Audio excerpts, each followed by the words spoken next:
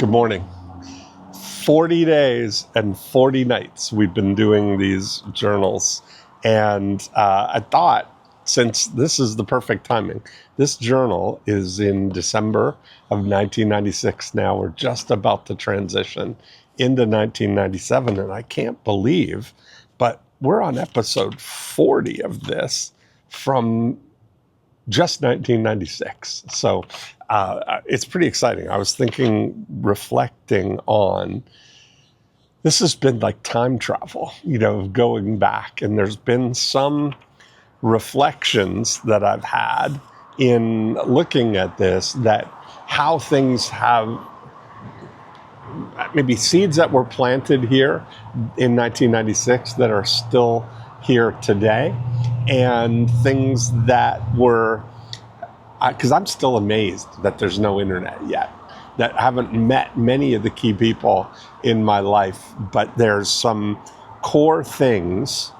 that if I could just extract from what we've learned so far in reflection here.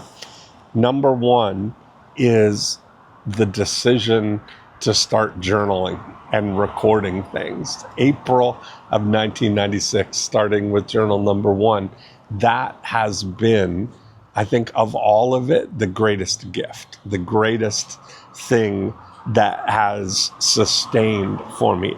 The biggest insight that I have looking back is that the days are the days. I'm reading these pages, and I kept pretty good notes, and I can immediately, in my mind, I'm transported back to where I was and what things were happening here. And I don't know, just philosophically, it feels like, in my mind, I just turned 60 years old. I was 30 years old here. I just turned 30.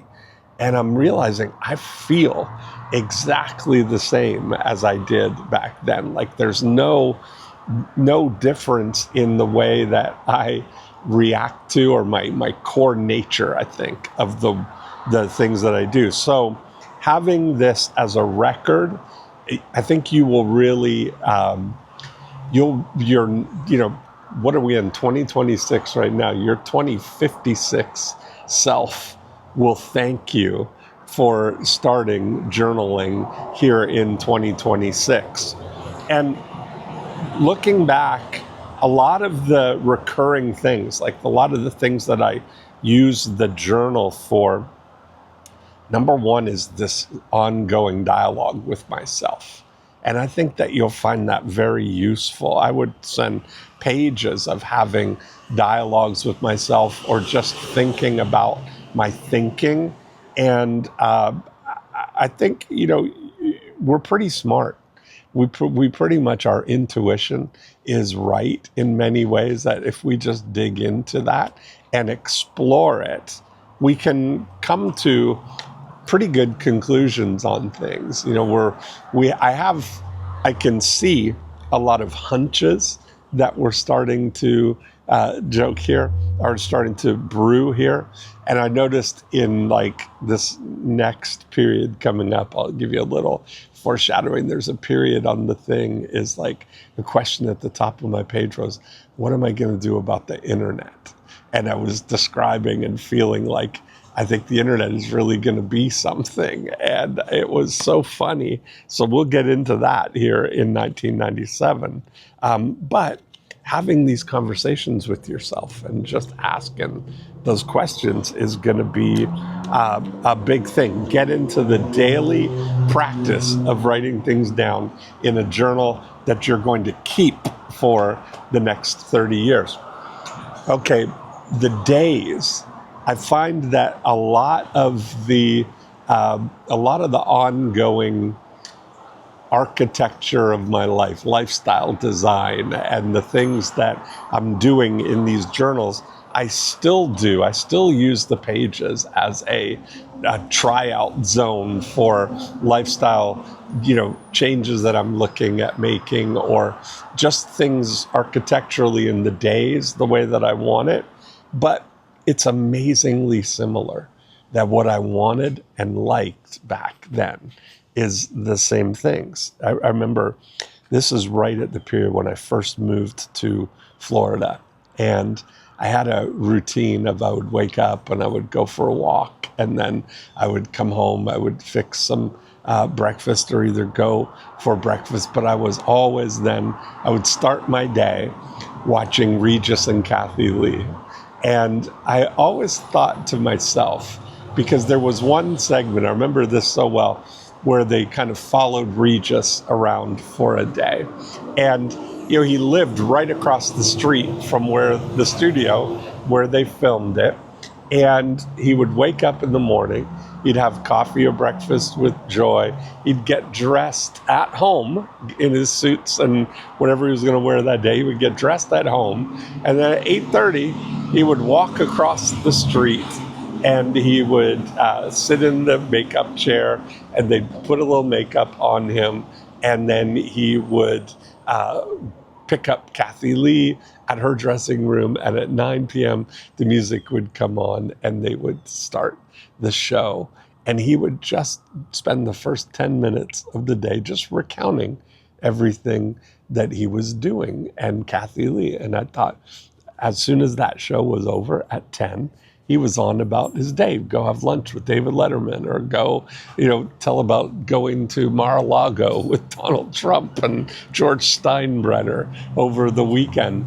And I thought, man, he, looking back at it now, he did that for 23 years.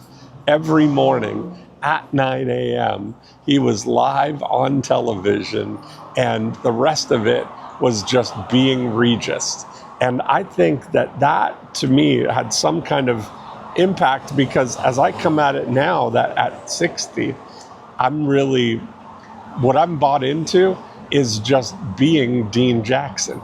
And I think that the faster that we can adopt, there's never been a better period in time in life to just be you.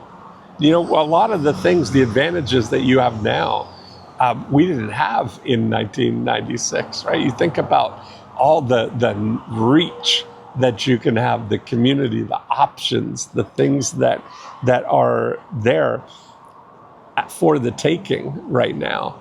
Is, I think what I was really doing here was figuring out who is Dean Jackson and what do I really want. And now at 60, I'm completely leaning into that. If you look at my Facebook biography or my log line, it's I'm Dean Jackson, period. Professionally, period. That's it. That's what my biography is. And that opened myself, that allows me to do whatever it is that I want to do. The other insight that I had in looking back with this is what's possible with compound effort on one thing. Like when I look at the things that I've had the biggest impact on have been marketing and real estate. And I look at these journals were filled. I was spending so much time playing the same game, getting better and better at the micro elements of going a mile deep in one area. Real estate, I was always thinking about that. It was, it was so funny. And when I paired it with this idea of Michael Gerber's, of creating things that could be duplicated 5,000 times and creating extraordinary results with ordinary people, creating systems that allow somebody to just plug in and get that. Once I was bit by that bug, that's been 30 years of continual practice on that thing. So that's some of my insights from the first year, not even a year, April of 1996 till December of 1996. We're about to move in to journal number 4, 1997, and that was my transition to Florida. So tune in. Let's have a simultaneous sip to toast the first 40 days and 40 nights, and I'll see you back here tomorrow. I got a funny email the other day, from Rick. It says, Dean, question. Are you saying you can teach me to make fat stacks by hanging out at a pub, drinking coffee like you? And I laughed to myself because I was thinking, yes, I can do that. That's what I do. Is the funny thing, what I really realized is that every idea that I've had, every dollar that I've made over the last 30 years has gone through my brain, through my pen, onto a piece of paper in my journal before it went out into the real world.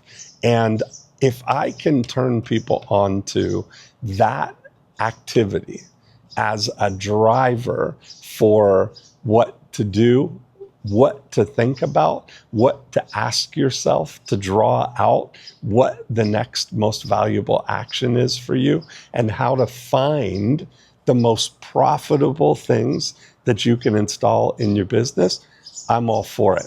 So this Friday at 1 p.m., I'm going to do, for the first time, a 50-minute profit finder workshop. And you're going to join me live on Zoom, and we're going to go through a 50-minute exercise. Bring your pen, bring a notebook or piece of paper, and I'm going to guide you through a thinking process that will help you identify where the lowest hanging fruit is in your business, and maybe some fruit that you didn't even know was there, but I'm going to show you where to look for it. So it's free. It's for you. It's Friday at 1 p.m. this Friday. Just watch.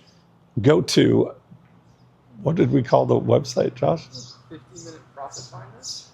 Just go to 50minuteprofitfinder.com and I'll get you all the details, and hopefully you can join us then Friday, 1 p.m.